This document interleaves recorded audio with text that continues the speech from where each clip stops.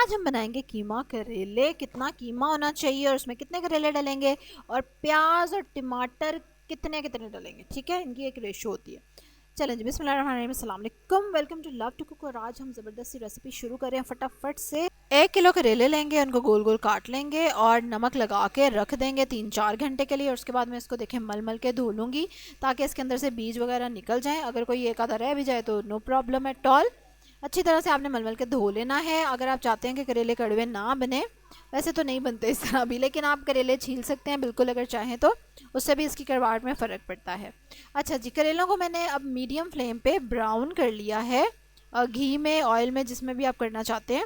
और हल्की आंच पे अगर आप करेले फ्राई करेंगे तब भी वो कड़वे नहीं बनेंगे, उनकी कड़वाहट कम हो जाएगी। 1 किलो कीमा है जिसको उसी घी में, थोड़ा सा घी और ऐड कर दिया मैंने, उसमें तेज़ आंच पे फ्राई करेंगे जब तक कि कीमे का पानी खुश्क हो जाए। इसमें आप साथ ही अदरक लहसुन का पेस्ट भी शामिल कर लेंगे, ठीक है। तेज़ आंच पे आपने फ्राई करना है जब तक कि कीमे का पानी खुश्क हो जाए। इससे क्या होगा कि कीमा आपका नरम बनेगा और कीमे में स्मेल वगैरह का नो इशू एट ऑल रहेगा। अब हम इसमें डाल देंगे प्याज, जो कि मैंने लंबाई में काटा हुआ है, और ये तकरीबन 200 ग्राम प्याज है, यानी एक पाव प्याज से थोड़ा थोड़ा कम। और इसको आप डाल के तो मीडियम फ्लेम रखेंगे और इसको आप थोड़ी देर फ्राई करेंगे ताकि प्याज का भी थोड़ा सा पानी खुश्क हो, या कह लें कि प्याज भी थोड़ा सा फ्राई हो। उसके बाद इतने ही तकरीबन टमाटर, जितने प्याज थे उतने ही टमाटर लेने आपने। 200 ग्राम ही टमाटर लिए हैं मैंने, और उनको आप छोटे छोटे काट लेंगे मुन्ना मुन्ना, और वो हम डाल देंगे। साथ नमक मिर्च और हल्दी आप डाल देंगे जितनी जितनी आप पसंद करते हैं। 2 टीस्पून नमक, 2 टीस्पून रेड चिली पाउडर और आधा टीस्पून हल्दी मैंने ली है, ठीक है।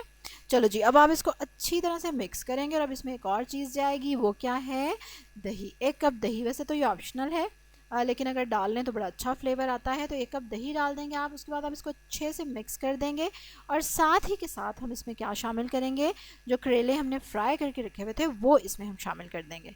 चलें जी, करेले डाल दिए, अब इसको अच्छे से मिक्स करेंगे और ढक्कन दे देंगे इसके ऊपर। हल्की आंच पे इसको 6 से 7 मिनट के लिए आराम से सिमर होने देंगे, पकने देंगे। और ये देखें, ज़बरदस्त से कीमा करेले रेडी हैं।